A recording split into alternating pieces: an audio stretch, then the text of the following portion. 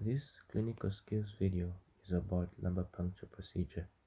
We will talk about the procedure step by step, the anatomy of the site and layers penetrated by spinal needle, the indications, contraindications, and complications of lumbar puncture procedure, the CSF analysis and findings, order of cleansing the skin, and investigations to be performed in 4 tubes. First things first, introduce yourself by stating your full name as well as your capacity. For example, say, "Good afternoon, sir. My name is Given Kamba, a fourth-year medical student, and I would like to perform a lumbar puncture procedure on you. That will involve me exposing your back, and injecting a spinal needle through your back. Is that okay? Do I have your consent?" When you do this, you'd have explained the procedure and you'd have obtained consent.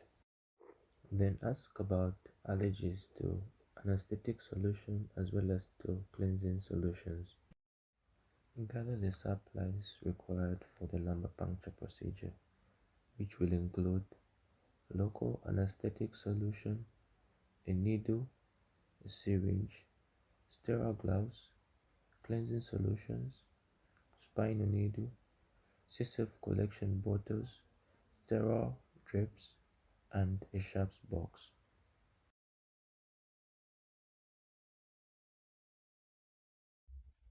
Position the patient either in the fetal position or in the sitting position and identify the landmarks, which are the two posterior superior iliac spines.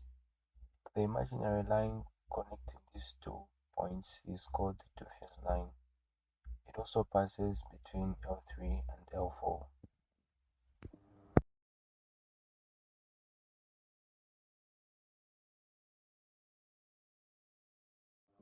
Wear sterile gloves and then cleanse the skin, starting with Savlo first, then iodine, and then methylated spirit should be your last solution.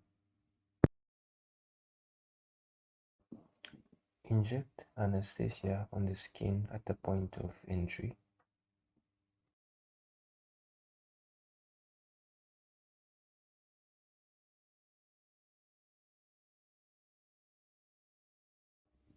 Advance the spinal needle slowly with the bevel parallel to the fibers directed towards the umbilicus while checking for fluid return.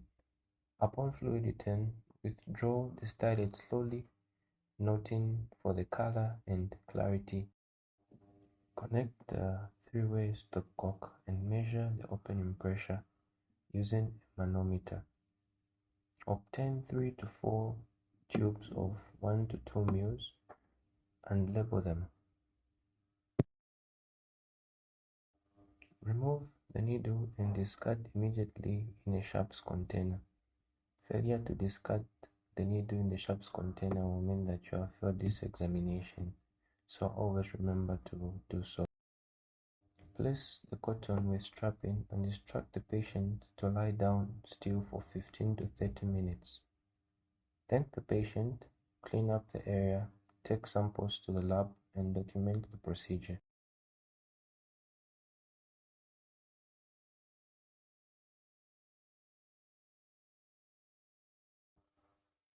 For your reading assignments, your academic assistants expect you to know the anatomy of the site and layers penetrated by the spinal needle. Use the mnemonic SSS Eladus, where the first S stands for skin, the second S for superficial fascia, the third S for supraspinous ligament, and then you have interspinous ligament, ligamentum flavum, epidural space, dura mater, arachnoid space, and subarachnoid space. Indications of lumbar puncture can either be therapeutic or diagnostic. Diagnostic indications include convulsions, encephalitis, subarachnoid hemorrhage. Therapeutic indications include cesarean C-section, for anesthesia, administering medication, and also to relieve intracranial pressure. Contraindications include infection at the site of injection, the patient denial, decrease in intracranial pressure, spinal abnormalities such as scoliosis and kyphosis, also spina bifida, as well as thrombocytopenia. Complications will either be immediate or late. Immediate complications such as bleeding, herniation, pain, and injury to nerve. Late complications such as infection, paralysis. These occur post lumbar puncture.